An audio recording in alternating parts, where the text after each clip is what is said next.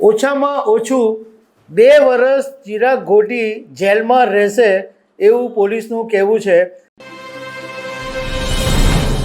સોપારી બાદ ટપોરી ચિરાગ ઘોટી લાંબા વર્ષ સુધી જેલમાંથી બહાર આવી શકે એવું નથી એવી માહિતી અમને પોલીસ પાસેથી મળી છે। ઓછામાં ઓછું 2 વર્ષ ચિરાગ ઘોટી જેલમાં રહેશે એવું પોલીસનું કહેવું છે, કારણ કે હવે ઘણા બધા લોકો ચિરાગ ઘોટીની સામે ફરિયાદ કરવા માટે આગળ આવી રહ્યા છે। એક ફરિયાદ ઓલરેડી થઈ ચૂકી છે અને હવે આજે ચિરાગ ઘોટીની સામે ખંડણીની એક વધુ ફરિયાદ નોંધાઈ છે અને બીજા હજુ 4-5 લોકો ફરિયાદ નોંધાવવા માટે લાઇનમાં છે। પોલીસનું કહેવું છે કે લગભગ 10 ફરિયાદો ચિરાગ ઘોટીની સામે થઈ શકે છે। તો આના વિશે હું તમારી સાથે વાત કરીશ। મારું નામ રાજેશ શાહ છે અને તમે જોઈ રહ્યા છો ગુજરાતના સૌથી મોટા ડિજિટલ ન્યૂઝ પ્લેટફોર્મ ખબરછે.com। કુખ્યાત ચિરાગ ઘોટી હમણાં છેલ્લા કેટલાક દિવસથી ચર્ચામાં છે, કારણ કે એની સામે એક કેસ એવો થયેલો કે એના જ એક ભાગીદાર અલ્પેશ મિયાણીને ડ્રગ કેસમાં ફસાવવા માટે એની કારમાં ખોટી રીતના ડ્રગ્સ મૂકી દીધેલું હતું અને એ પછી ચિરાગ ઘોટી નેપાળ ભાગી ગયો હતો અને જ્યારે સુપ્રીમ કોર્ટમાં આ કેસ ગયો હતો, સુપ્રીમ કોર્ટે 15 દિવસની અંદર ચિરાગ ઘોટીને સરેન્ડર કરવા માટે કીધેલું હતું। એટલે ગઈકાલે ચિરાગ ઘોટીએ સુરતની કોર્ટમાં સરેન્ડર કરી દીધું હતું અને એ પછી 4 દિવસના પોલીસ રિમાન્ડ પણ મળ્યા હતા। એટલે પોલીસ આ જે ખોટી રીતના એણે જે ડ્રગ્સ મૂકીને ભાગીદારને ફસાવવાની કોશિશ કરેલી હતી એની તપાસ તો ચાલતી જ હતી। એ દરમિયાન ઘણા બધા ચિરાગ ઘોટીના જે વિડીયો છે એ સોશિયલ મીડિયામાં વાયરલ થવા માંડ્યા। એમાં એક માણસને તમાચા ઠોકે છે અને બીજા એક વિડીયોની અંદર લાકડાથી એક માણસને તાલિબાની સજા આપતો હોય એ રીતના વિડીયો પણ વાયરલ થયા હતા।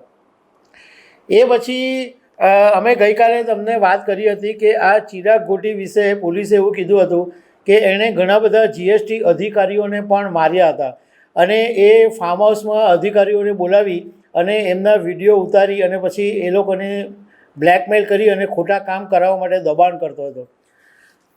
હવે જે વિડીયો સોશિયલ મીડિયામાં વાયરલ થયો હતો અને એમાં જે જિજ્ઞેશ વ્યાસ જે રડતો બતાવતો હતો એણે પોલીસમાં ફરિયાદ કરી છે અને જિજ્ઞેશ વ્યાસે વિડીયોમાં પણ એવું કીધેલું હતું કે મારી પાસેથી 23 કરોડ રૂપિયા આ ચિરાગ ઘોટીએ પડાવી લીધા છે।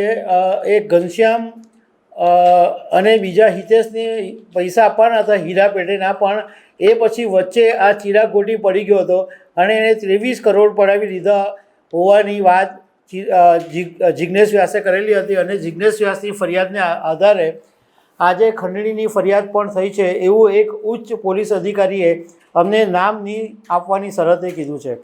અત્યારે આ ચિરાગ ઘોટીની જે તપાસ છે એ એચ ડિવિઝનના એસીપી ZR દેસાઈ કરી રહ્યા છે, પરંતુ જે બીજા બધા જે ફરિયાદ કરવા માટે આગળ આવી રહ્યા છે એ લોકો બીજા બધા પોલીસ સ્ટેશનમાં અટવાય નહીં એટલા માટે એક જ જગ્યાએ એસઓજીની અંદર ફરિયાદની વ્યવસ્થા કરવામાં આવેલી છે અને અમને એવું જાણવા મળ્યું છે કે લગભગ 4 થી 5 લોકો ફરિયાદ કરવા માટે આગળ આવ્યા છે અને હજુ અનેક ફરિયાદો હજુ થઈ શકે એમ છે। અમને એક ઉચ્ચ પોલીસ અધિકારીએ નામ નહીં આપવાની શરતે એવું કીધું છે કે આ ચિરાગ ઘોટી છે એની સામે ગુજસી ટોક પણ લાગી શકે એમ છે, કારણ કે એના બધા જે ગુનાઓ સામે આવી રહ્યા છે એના પરથી એ શક્યતા વધી ગઈ છે કે આગામી દિવસોમાં એની સામે ગુજસી ટોક પણ લાગી શકે અને ગુજસી ટોકની અંદર ઓછામાં ઓછા 2 વર્ષ સુધી જેલમાંથી બહાર આવી શકે એમ નથી। હવે આ ગુજસી ટોક એક્ટ શું છે એ હું તમને માહિતી આપું તો એનું આખું નામ છે Gujarat control of terrorism and organise crime act 2015ની અંદર આ કાયદો બનેલો છે અને એકદમ કડક કાયદો છે।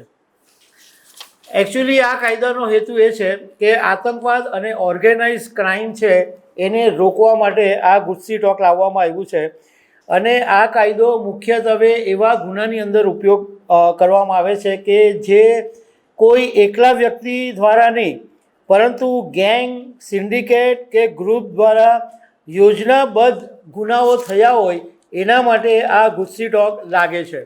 હવે ઓર્ગેનાઇઝ ક્રાઇમની વાત કરીએ તો એની અંદર ખંડણી, લેન્ડ ગ્રેબિંગ, કોન્ટ્રાક્ટ કિલિંગ, મોટા આર્થિક ગુના, સાયબર ક્રાઇમ જેની અંદર ખૂબ મોટું નુકસાન થયું હોય અને હ્યુમન ટ્રાફિકિંગ થયું હોય તો ઓર્ગેનાઇઝ ક્રાઇમ થાય છે. અને આ જે ચિરાગ ગોટી છે એ ઓર્ગેનાઇઝ ક્રાઇમનો માસ્ટર છે એવું અત્યારે પોલીસ તપાસની અંદર લાગી રહ્યું છે. એટલે એની સામે ગુસ્સી ટોક લાગવાની શક્યતા વધી ગઈ છે. હવે જ્યારે ગુસ્સી ટોક લાગે છે ત્યારે પોલીસને વધારે પાવર મળે છે. પોલીસ ફોન ટેપિંગ કરી શકે છે, પ્રોપર્ટી જપ્ત કરી શકે છે, લાંબા સમય સુધી તપાસ કરવી હોય તો એ પણ કરી શકે છે. બીજું કે આરોપી જો પોલીસ સમક્ષ કબૂલાત કરે તો એને પુરાવા તરીકે ગણવામાં આવે છે, જ્યારે સામાન્ય ગુનાની અંદર આવું હોતું નથી. આ કેસમાં એટલે ગુસ્સી ટોક લાગે તો જામીન મેળવવા પણ મુશ્કેલ બની જાય છે અને સ્પેશિયલ કોર્ટની અંદર ખૂબ ઝડપથી કેસ ચાલે છે અને આની અંદર આજીવન કેદ, ફાંસીની સજાની પણ જોગવાઈ છે. તો ચિરાગ ગોટી હવે લાંબો સમય જેલમાં જવાનો છે એવું અત્યારે લાગી રહ્યું છે. તો દર્શક મિત્રો, આવી અનેક વાતો સાથે અમે તમને મળતા રહીશું. આભાર.